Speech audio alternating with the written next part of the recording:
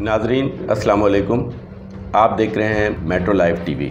हमारे साथ आज जो शख्सियत मौजूद हैं वो इस वक्त पाकिस्तान के सबसे बड़े डायरेक्टर हैं जिनका नाम है हसन अस्करी। आगा साहब, आपकी जो फ़िल्में हैं, आपने इब्तिदा तो की थी पंजाबी फ़िल्मों से। आपको पंजाबी फ़िल्मों का जो है वो पंजाबी फ़िल्में शोहरा आफाक आपकी रही हैं, और उसके बाद अचानक फिर आपने 70s में फ़िल्म बनाई सलाखें। जी 77। तो वो बहुत आला, बल्कि पाकिस्तान की अगर टॉप 10 शाहकार फ़िल्में निकाली जाएं तो उसमें सलाखें नंबर 1 थी। शुक्रिया। तो थोड़ा सा अगर सलाखें के बारे में आप कुछ बताएं तो उसके बाद फिर हम आगे चलते हैं। मैंने आगाज़ किया पंजाबी फिल्म से। मैं यूनिवर्सिटी छोड़ के 1966 में मैंने ग्रेजुएशन किया। उसके बाद मैं 1968 में पंजाब यूनिवर्सिटी से ही अंग्रेज़ी अदब में मैं MA कर रहा था, तो 2-1 साल उसमें भी लगाए। लेकिन मैं डायरेक्टर बन गया, 70 में डायरेक्टर बन गया। तो उस ज़माने में एक बहुत बड़ा फासला था, एक बड़ा गैप था उर्दू डायरेक्टर और पंजाबी डायरेक्टर्स में। तो उर्दू डायरेक्टर बहुत बड़े नाम थे। कुछ ऐसे लोग भी थे जो हिंदुस्तान से हिजरत करके आए थे और असातिज़ा में शुमार होते थे। एस.एम. यूसुफ साहब, नज़ीर अजमेरी साहब, अकबर अली अक्कू साहब, और वहाँ से नाम, राकन साहब, बेशुमार नाम। और ये वो लोग थे जो हिंदुस्तान से, शौकत हुसैन रिज़वी साहब थे, जाफ़र बुखारी साहब थे, बेशुमार नाम है। मैं आपका वैसे वक्त बहुत ज़्यादा लग जाएगा नाम गिनवाने में जी। तो मुझे उर्दू फिल्म का तो चांस ना मिला जो मैं चाह रहा था कि मुझे उर्दू फिल्म ही पहले मिले, लेकिन खुशकिस्मती से मुझे पंजाबी फिल्म मिल गई। मैंने पंजाबी फिल्म जो बनाई वो एक मज़दूर, एक मेहनत कश की कहानी थी। मैंने ख़ुद भी ज़िंदगी जो है वो अपनी पॉवर्टी लाइन से नीचे गुजारी है। मैं जानता हूँ एक आम आदमी की महरूमियाँ क्या हैं, उसकी ज़िंदगी में जो तलखियाँ हैं वो क्या हैं, उसको मैं समझता था और मैं ख़ुद भी उसका एक हिस्सा रहा हूँ। तो मैं एक ख़ास नज़रिए के साथ भी आया था। तो इसीलिए मैंने एक मेहनत कश, और पाकिस्तान चूँकि एक ज़राई मुल्क है और जहाँ ज़राअत पे ज़्यादा डिपेंड किया, एग्रीकल्चर पे है, तो यहाँ का जो फ्यूडलिज़म और जो हमारा किसान है उसके जो मसाइल हैं, उसके जो जिस तरह से वो एक महकूम है इन लोगों के, और उसका इस्तेसाल भी होता है। तो चूँकि नया था, एक वलवला था, एक कुछ काम करने की जो सुजूगी थी, कुछ अपनी एक नई राह बनाने का भी ख्याल था मुझे। तो एक ख़ास नज़रिए के तहत मैं आया। मैं आज भी कमिटेड हूँ और उसी नज़रिए पे मैं हूँ। तो इस तरह मैंने एक मेहनत कश किसान की कहानी बनी जिसका नाम खून पसीना था, अपने नाम से वो रिफ्लेक्ट करती। तो इस नाम की वजह से और इस फिल्म की वजह से वो फिल्म कामयाब भी रही। सुधीर साहब थे उसमें। सुधीर साहब का जिक्र जब आया तो अल्लाह उन्हें मग़फ़िरत भी करे। मेरी कामयाबी में और मेरे डायरेक्टर बनने में सुधीर साहब का बहुत बड़ा हाथ है। अच्छा। और मैं अपने जो मेरे नाज़रीन हैं जो देख रहे हैं और सामीन भी जो होंगे उन तक मैं ये पहुंचाना चाहता हूं कि सुधीर साहब अदाकार तो अच्छे थे, इसमें कोई शक नहीं, सफ़े अव्वल के अदाकार थे और जंगजू हीरो कहलाते थे। लेकिन उन्होंने जिन बड़े लोगों के साथ काम किया था, सुधीर साहब को डायरेक्शन का बड़ा शौक़ था और उन लोगों से उन्होंने बहुत कुछ सीखा भी था, जिन बड़े लोगों के साथ। मसलन उनमें खलील कैसर भी हैं, तो बड़े नाम हैं। अशफाक मलिक साहब हैं जिनकी बागीर भी की उन्होंने आखिरी निशान। अशफाक मलिक साहब भी हिंदुस्तान से आए थे। कारदार साहब के भांजे भी मतलब है बहुत बड़े डायरेक्टर, ख़ुद भी बहुत बड़े डायरेक्टर थे। तो इस तरह मेरी जो रहनुमाई जो मेरे सीखने का जो दौर था, मैं उसमें सुधीर साहब का बहुत अमल दखल रहा। मुझे एक मेहनत करते हुए 18-19 साल का मैं लड़का था। मुझे मेहनत करते, काम करते हुए, मेरी जुस्तजू, मेरी लगन देखते हुए सुधीर साहब उससे मैं अक्सर पूछता रहता था। तो उन्होंने जो भी अपने बड़ों से सीखा था वो उन्होंने मुझे मुंतकिल किया, मुझे समझाया, मुझे बताया। यहाँ और तो आप जानते कोई इदारा ही नहीं था फिल्म बनाने का, कोई इंस्टीट्यूशन नहीं, कोई इदारा नहीं, कोई स्कूल नहीं। यही लोग, यही निगार खाने ही हमारी दरसगाह थे। यही लोग हमारे सीनियर्स जो थे, ये हमारे असातिज़ा थे, इन्हीं से हम कुछ जो थे फैज़याब होते थे। तो इस तरह से वो पंजाबी फिल्म मुझे मिल गई। तो पंजाबी फिल्म में मेरा कुछ नाम बन गया। उस ज़माने में 200-250 डायरेक्टर्स थे और हर आदमी बड़ा डायरेक्टर था।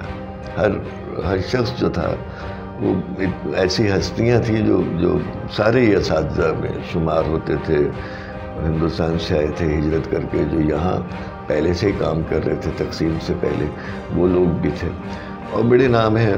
मैं सब लोग जानते हैं, मैं गिनवाऊँगा तो बहुत तवील फहरिस्त है उन नामों की। उसमें फोटोग्राफर्स भी हैं, उसमें एडिटर्स भी हैं, उसमें डायरेक्टर्स भी हैं और यही लोग जो थे, इन्हीं लोगों की बदौलत जो है फिल्म इंडस्ट्री हमारी जो है वो जिस नामसाद हालात से भी गुजरे, जो कमज़ोर वसाइल भी थे, इसके बावजूद इन लोगों की मेहनत से और इन लोगों के इल्म से, इनके फ़न से जो कुछ भी हमने हासिल किया, हमने बड़े महदूद वसाइल के साथ भी बड़ी उम्दा और बड़ी आला फिल्म बनाई।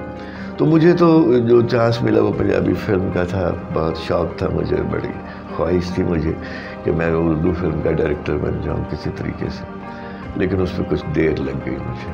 सही। और डायरेक्टर्स के उस फहरिस्त में आने के लिए जो एक नाम होता है, शुरू में फिल्म तो मेरी कामयाब हो गई, पहली फिल्म खून पसीना, लेकिन मुझसे ऊपर बहुत बड़े बड़े लोग थे, बहुत बड़े नामवर लोग थे, तो मुझे बहुत ज़्यादा मेहनत करना पड़ी। उसके बाद मेरी 2 फिल्में फ्लॉप भी हो गई। तो फ्लॉप होने के बाद एक डायरेक्टर पे जो गुजरती, और उस ज़माने में जो कि 200-250 डायरेक्टर्स फिल्म का मिलना बहुत मुश्किल हो जाता, बहुत मुहाल होता, लेकिन फिर भी मुझे खुशकिस्मती से एक फ़िल्म मिल गई। तो वो फिल्म थी वैशी जट। वहाँ से मेरे एक नए कैरियर का आगाज़ हुआ। मैंने एक नई बुनियाद रखी फिल्म की। मैं नासिरुद्दीन को भी लेके आया, सुल्तान, हम सब लोग, आप यूँ समझ लीजिए, सुल्तान रही, नासिरुद्दीन, मैं, आसिया, हम सब, अफजाल अहमद, हम सब लोग कुछ बनने की एक जस्तजू में थे। हम सब लोग एक जद्दोजहद कर रहे थे, कुछ हम एक नाम कमाना चाहते थे। सुल्तान रही ने एक नाम बनाया था बशीरा फिल्म में, लेकिन वो 2-1 साल में बशीरा के पैटर्न पे जो फिल्म बनी वो बुरी तरह से नाकाम हो गई।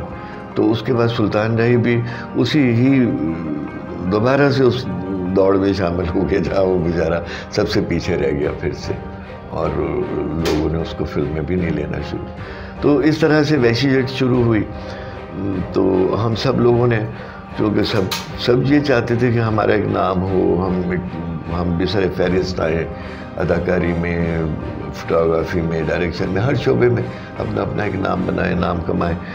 तो सब ने शायद इसी जज्बे, इसी लगन, इसी मेहनत से शायद हम सब ने इस तरह से काम किया, बड़े महदूद वसाइल के साथ, कि वो वैशी जट एक ऐसी ट्रेंड सेटर फिल्म साबित हुई है जी, जिसमें से हम आज नासिरुद्दीन प्राइड ऑफ जी, और नासिरुद्दीन साहब कहते भी हैं जी, नहीं इसमें कोई शक नहीं। उसमें वो बहुत मेरे बारे में कुछ बहुत ज़्यादा कुछ मुबालगे से भी काम लेते हैं। मुझे उस्ताद तो वो कहते ही हैं, उनकी मेहरबानी है, लेकिन ये सब अल्लाह की देन है, मेरा उसमें कोई कमाल नहीं है। मेरा सिर्फ कमाल ये है कि मैंने उन्हें दरियाफ्त किया। तो अब मैं आ रहा हूँ उस उर्दू फिल्म की तरफ। वैशी जट की कामयाबी ने मुझे, जो एक डायरेक्टर्स के, एक जो बड़े पाए के डायरेक्टर्स हैं, उनकी फहरिस्त में मुझे शामिल करती, ये मेरी खुशबख्ती थी। वैशी जट इस तरह से कामयाब हुई और इस तरह से वो एक ट्रेंड सेटर फिल्म बन गई। और हमारे यहाँ, जैसे आपको मालूम है कि एक कामयाब फिल्म जो है उसका उसी फार्मूले पे, उसी पैटर्न पे फिल्म बनाई जाती हैं, कमर्शियल फिल्म बनाई जाती हैं, पैसा बनाने के लिए, पैसा कमाने के लिए। आर्ट वार्ट का तो इतना नहीं होता। फिल्म हालांकि itself is an art, film तो खुद एक बजाते खुद एक आर्ट।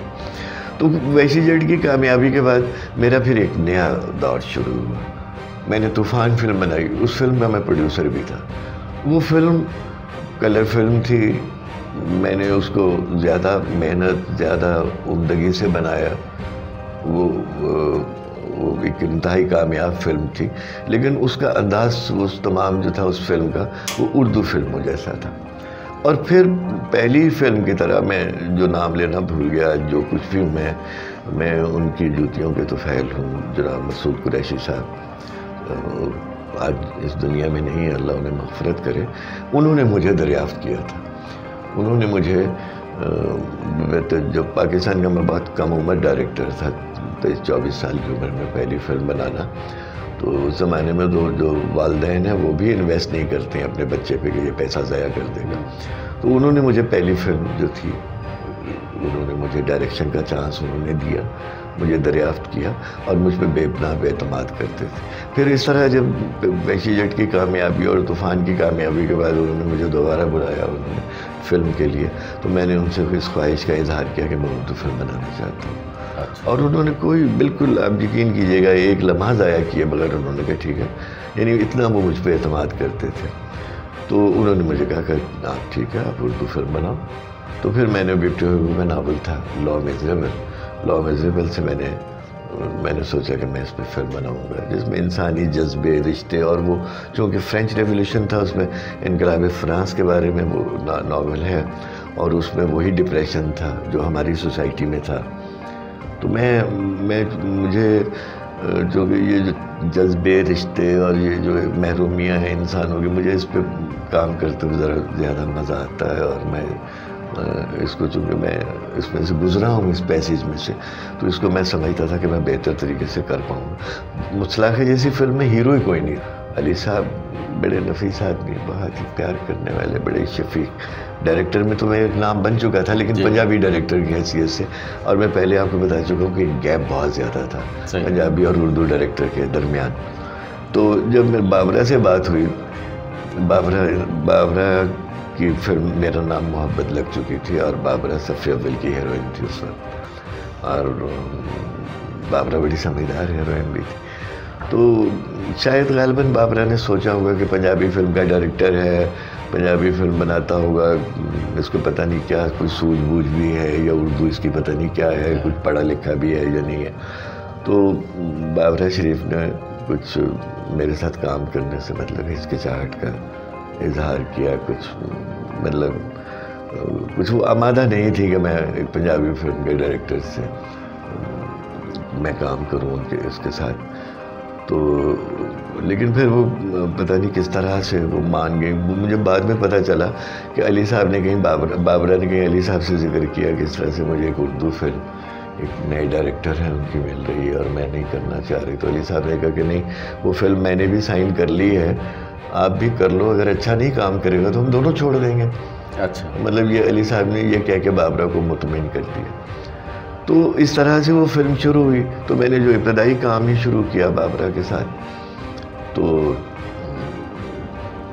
बाबरा मेरे काम से इतना मुतमईन हुई, मेरे और उसका इस तरह का रिलेशन बन गया बाबरा का काम के दौरान के, मतलब उसने फिर दूसरे लोगों से कहना शुरू कर दिया कि आप अस्करी साहब को डायरेक्टर ले लें और मैं उसके लिए डेट्स भी मैनेज कर दूँगी।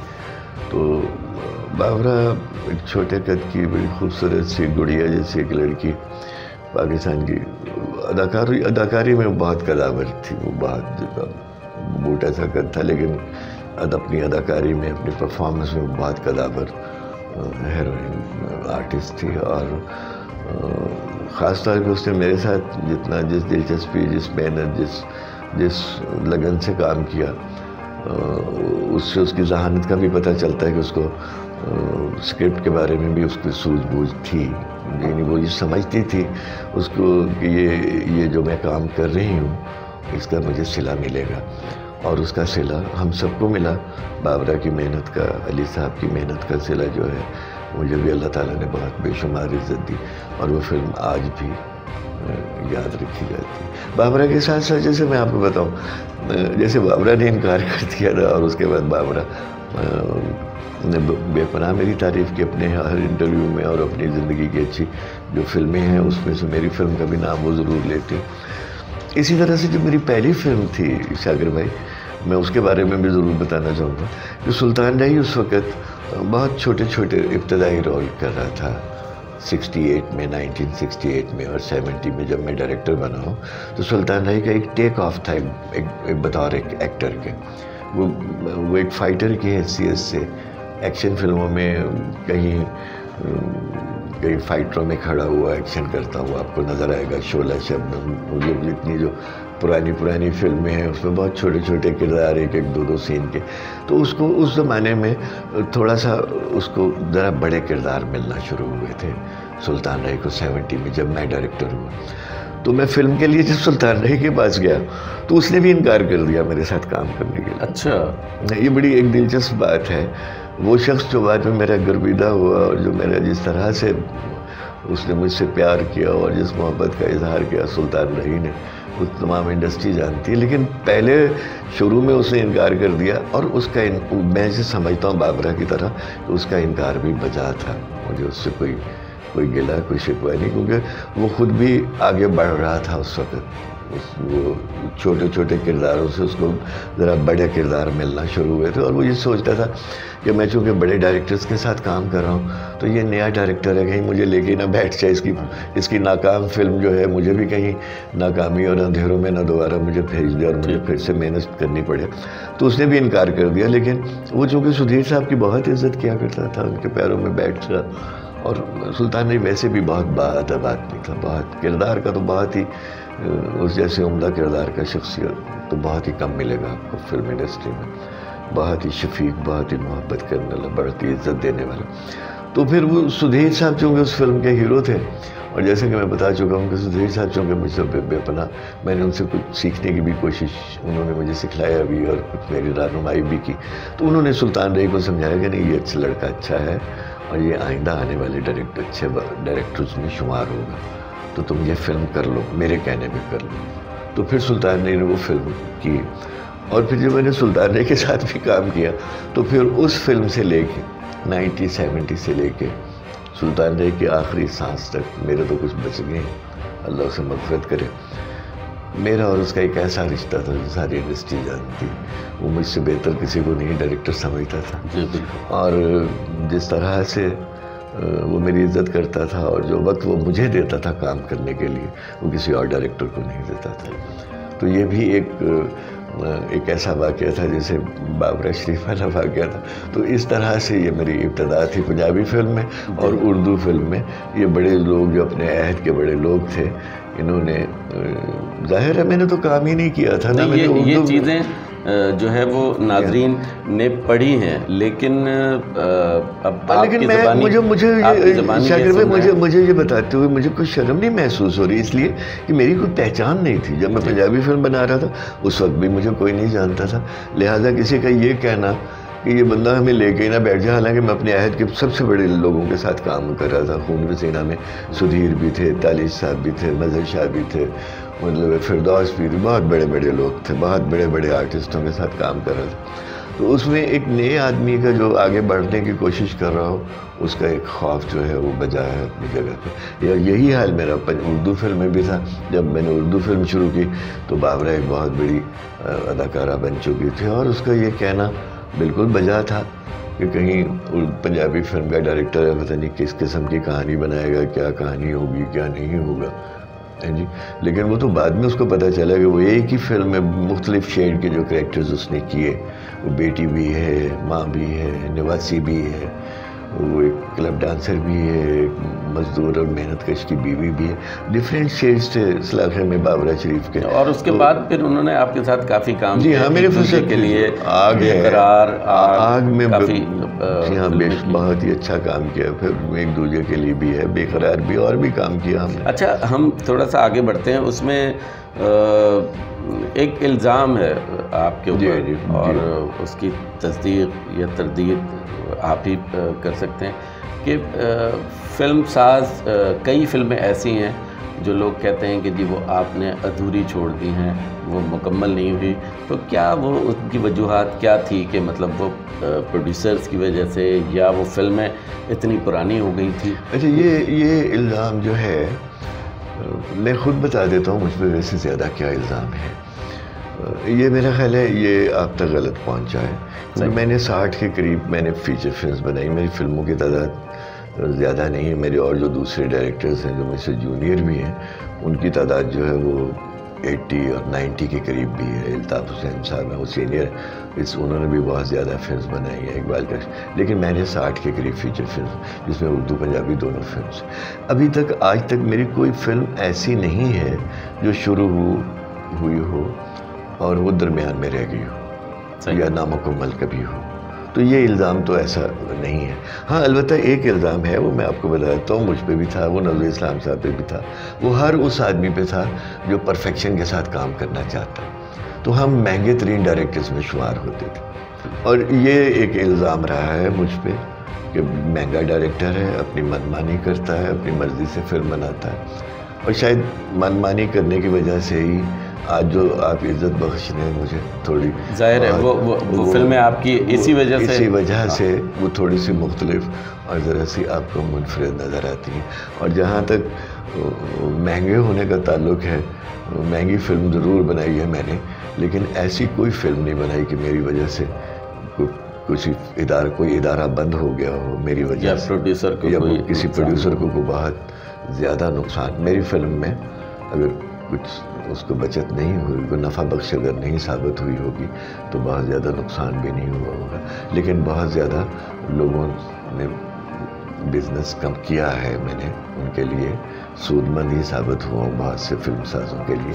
इसीलिए बेपनाह मुखालफत के बावजूद, बेपनाह महंगा डायरेक्टर होने, बेपनाह अपनी मनमानी करने के बावजूद भी मेरे पास हर साल दो तीन चार फिल्म मेरे पास ज़रूर होती थी। मैं एक मसरूफ़ तरीन डायरेक्टर रहा हूँ जब तक इस इंडस्ट्री पे सवाल नहीं आया था। मेरे पास काम रहा है हमेशा, पंजाबी फिल्म भी रही, उर्दू फिल्म भी रही। इस वक्त आपकी जो फिल्में हैं उनमें एक दो फिल्में उर्दू हैं जो आप बना रहे हैं, तो कुछ इस बारे में बताएंगे कि आप? जी बिल्कुल, मैं तो आपके सवाल का ही मुंतज़िर था। अभी तो जो आप सवाल कर रहे थे उसमें वो मैं अपनी आने वाली फिल्म का जिक्र नहीं कर सकता था। एक फिल्म तो आपके तवज्जो से शुरू हुई थी, बैड बॉयज़ के नाम से। ये वाहिद फिल्म है जो एक तातुल का शिकार हुई है और जो रुक गई है, और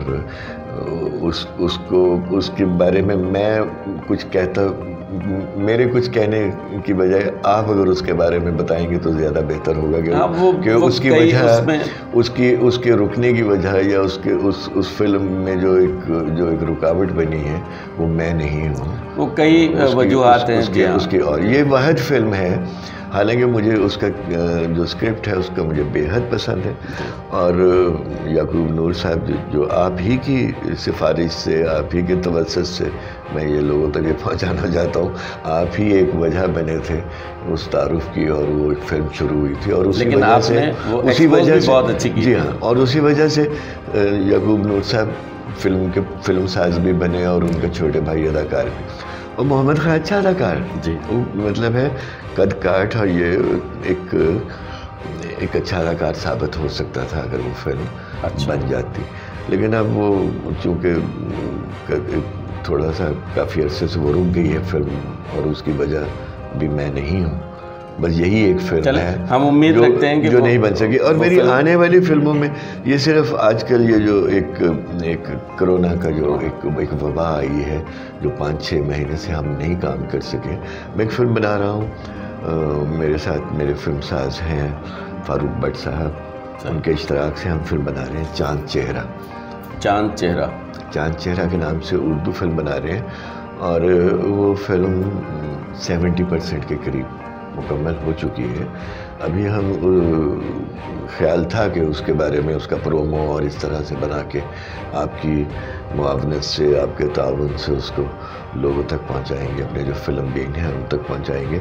लेकिन ये फिल्म चूँकि हम इसी ईद पे रिलीज़ करना चाह रहे थे, और अचानक एक ऐसी आलमी वबा जो है जिसने हमें घेर लिया, और हम सब लोग आज तक, यानी आज के दिन तक हम उसी में मुब्तला हैं, और अल्लाह करे कि ये वबा ख़त्म हो। और अभी भी कुछ अनसर्टेनिटी है, अभी भी कुछ गैर यकीनी सूरत हाल है कि काम कब शुरू होता है। बहुत से एसओपीज़ जो है बन रही है, थिएटर्स भी बंद हैं, सिनेमा हॉल्स भी बंद हैं, रिकॉर्डिंग्स भी बंद हैं, और 144 भी है, यानी ज़्यादा हजूम की जगह पे भी नहीं आप जा सकते हैं, ज़्यादा हजूम भी नहीं आप इकट्ठा कर सकते इस वबा की वजह से, इस मर्ज़ की वजह से। तो अभी बस यही है, ये एक फ़िल्म जो है अब जैसे ही ये ख़त्म होती है, ये अल्लाह ताला हमें हमें माफ़ करे, हमारे जो गुनाह हैं, हमारी गलतियाँ कोताहियाँ, अल्लाह ताला हमें माफ़ी दे और ये इस वबा से हमें निजात मिले। तो फौरी तौर पे ये फ़िल्म जो है चांद चेहरा, ये आपको देखने को मिलेगी। इसमें सुहेल समीर हैं, मैं उससे बेइंतहा मुतमईन हूँ। इसमें हमने टेलीविज़न के और भी बहुत से दूसरे आर्टिस्ट हैं, मारूफ है, कुछ नए लोग हैं, माही है, इस तरह से। फिल्म की हीरोइन नए है जी फिल्म अच्छा। के। इसमें शाहिद साहब भी हैं, शाहिद साहब। जो पुराने जो हमारे हीरो हैं वो एक बहुत ही अहम किरदार कर रहे हैं। इसमें शाहिद साहब के साथ हमारी बड़ी मारूफ, बड़ी ही बेहतरीन आर्टिस्ट हैं, टेलीविज़न की भी बड़ी मारूफ आर्टिस्ट हैं, फ़िज़ा अली, हमने उनसे भी बात की है। तो ये अकरम उदास भी होंगे। इस तरह से हम, बाबर अली भी इस फिल्म का एक हिस्सा हैं, चांद चेहरा का। तो हम ये चाह रहे हैं कि इस तरह से जल्दी से अब ये फिल्म जो 30% रह गई है और जिसके सिर्फ एडिट का थोड़ा सा काम रह गया, इस फिल्म से मैं सुहेल समीर से मैं बहुत खुश हूँ, बहुत मुतमईन हूँ। बहुत ही अच्छा आर्टिस्ट है, बड़ी अच्छी टाइमिंग है और मेरी समझ में नहीं आया, मैंने इतनी फिल्म बनाई हैं, मेरा 50 साल से ज़्यादा एक मेरा एक वसीअ तजुर्बा है। मुझे ये समझ में नहीं आता कि सुहेल समीर जैसा एक मुकम्मल अदाकार जो है वो इस तरह उभर के क्यों नहीं सामने आया फिल्मों में।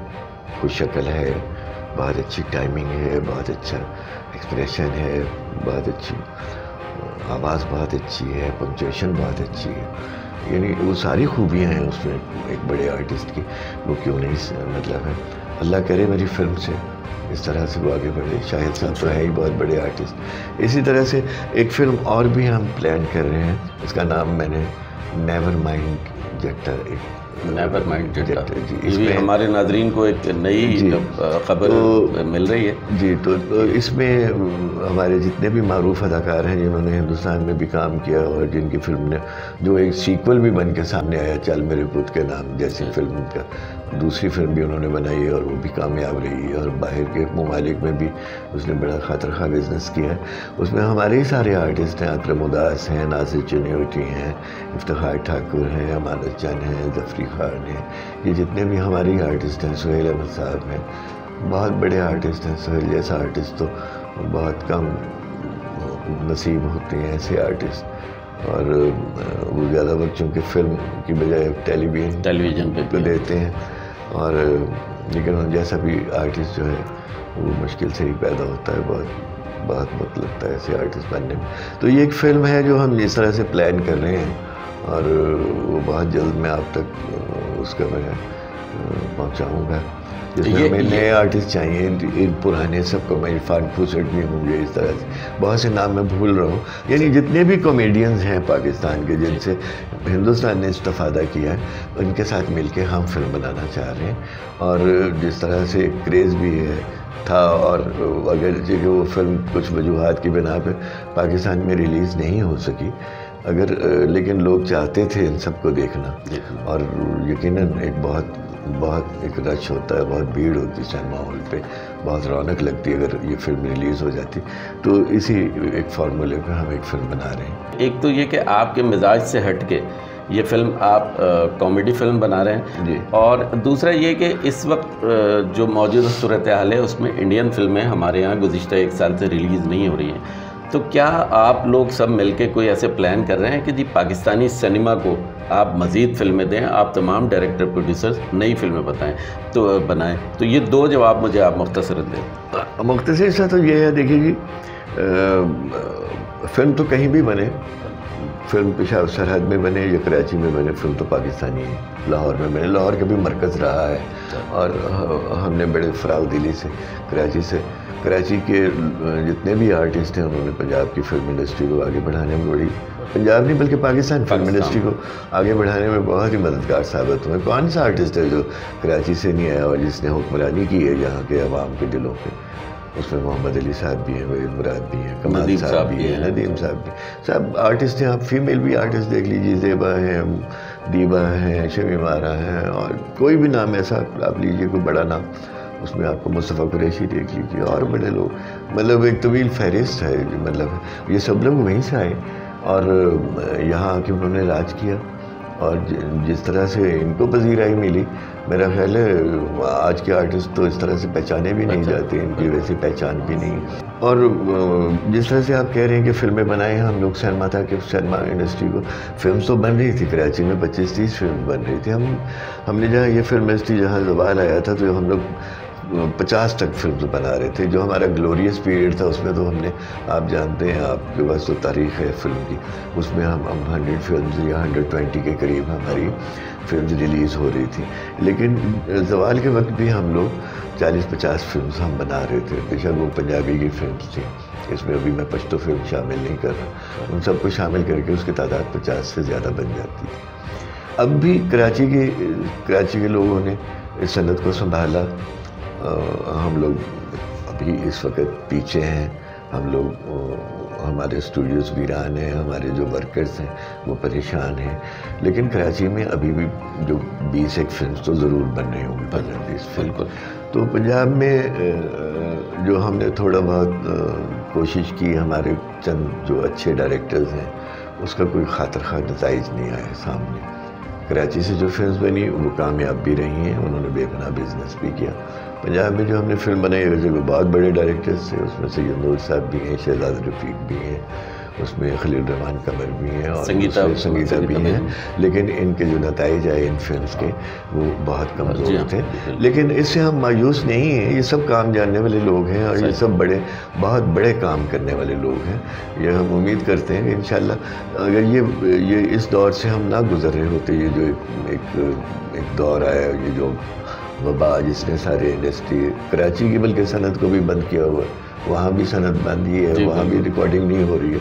तो ये दौर जब गुजर जाएगा तो इंशाल्लाह लाहौर जैसे कि पहले से भी मरकज़ था, लाहौर में भी फिल्में बनेगी, कराची में भी, और फिर से सिनेमाओं की रौनक जो है बाहर हो जाएगी। आप लोग पुरअज़म हैं जी, बिल्कुल मायूस नहीं है। अच्छा, एक चीज़ जो आखिरी सवाल वो यही कि आपका मिजाज नहीं है ये कॉमेडी फिल्म बनाने। तो अच्छा, ये बड़ी अजीब सी बात, बड़ी अजीब सी बात है। मुझे अक्सर ये सवाल पूछा जाता रहा और ये बहुत अहम सवाल है मेरी ज़िंदगी में, क्योंकि मेरी किसी फिल्म में भी कॉमेडी नहीं रही और बहुत कम लोग जानते हैं कि एक ही कॉमेडी फिल्म जो थी मैं बना रहा था, इस चैलेंज को कबूल करते। उस फिल्म का नाम था सालासार। अच्छा। और वो बाद में अल्ताफ़ साहब के खाते में चली गई। उसकी रिकॉर्डिंग भी मैंने की, उसका स्क्रिप्ट भी मैंने ही बनाया था। अच्छा। और मैंने कभी क्लेम नहीं किया इस बात को, इसलिए कि उस फिल्म पे उनका नाम है और उन्हीं के नाम से वो फिल्म रिलीज़ हुई और उन्हीं को उसका क्रेडिट भी उन्हीं को मिला। मुनव्वर ज़रीफ़ मेरा बेपनाह अच्छा दोस्त था। जब हम सब एक ही, मैं असिस्टेंट था, मुनव्वर कुछ बनने की फ़िक्र में थे, रंगीला साहब को भी कोई ऐसा कोई नहीं बंदा जानता था। ये मैं बात कर रहा हूँ 64-65 की, यानी 63, 64, 65 से लेके 70 तक का, जो 70 तक के पीरियड में इन लोगों ने जो एक अरूज हासिल किया, उसमें मैं भी उसमें शामिल था, यानी उस सफ़ में, यानी जो कुछ बनने की फ़िक्र में होते हैं। तो मुनव्वर बहुत अच्छा दोस्त भी था मेरा। लेकिन मैं अक्सर ये सोचता था, मेरी फिल्म में एक सवाल आपने एक और भूल गया, कॉमेडी के साथ साथ मेरी फिल्म में मौसीकी की तरफ भी मैंने कम ध्यान दिया। जी, हालांकि जब मैं असिस्टेंट था तो मैं यूनिवर्सिटी जब छोड़ के आया तो मैं बहुत कमगो और बहुत खामोश किस्म का लड़का था। जब मैं करता था, मेहनती तो मैं था। तो फिरदौस जैसी हीरोइन जो उस वक्त हीर थी अपने ज़माने में, वो मेरे फिल्म साथ से कहा करती थी, मसूद कुरैशी साहब से, कि आप अस्करी साहब को क्यों नहीं डायरेक्टर लेते। यानी इस हद तक मुझे पसंद करते थे मेरे आर्टिस्ट और मेरी इज़्ज़त भी करते थे। लेकिन जब मैं डायरेक्टर बन गया तो सबसे ज़्यादा तंग मुझे फिरदौस की वजह से ही होना पड़ा। वो उसकी कोई वजूहात होंगे, मैं उसको डिस्कस नहीं करना चाह रहा। तो मैंने कैलकुलेट किया कि फिल्म में ज़्यादा से ज़्यादा मौसीकी जो है, उस ज़माने में 13-14 हज़ार फुट फिल्म बनती थी, 2.5 घंटे की फिल्म, तो उसमें मौसीकी का जो हिस्सा होता था वो ज़्यादा से ज़्यादा 25-30 मिनट होता था। तो मैंने सोचा कि अगर बाकी 2 घंटे की फ़िल्म अगर अच्छी हो तो आप इस मोहताजी से निकल जाते हैं, हीरोइन वाली। अगर आपका स्क्रिप्ट मजबूत है, अगर आपकी कहानी अच्छी है, अगर आपने गिरफ्त में ले रखा है फिल्म देखने वाले को, तो आपकी फ़िल्म कामयाब हो सकती है।